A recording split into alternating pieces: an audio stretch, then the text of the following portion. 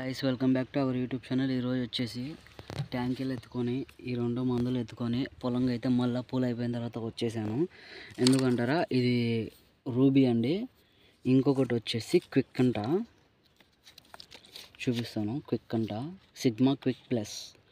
ఇవి 2 మందులు అయితే నేను ఎందుకు కొన్నానంటే, మట్టికాయ చెట్లు మనకి మొలిచాయి కదా, సో ఆ చెట్లకి 2 ఆకుల మీద ఉంది. ఇప్పుడు 3వ ఆకు వచ్చింది అనమాట.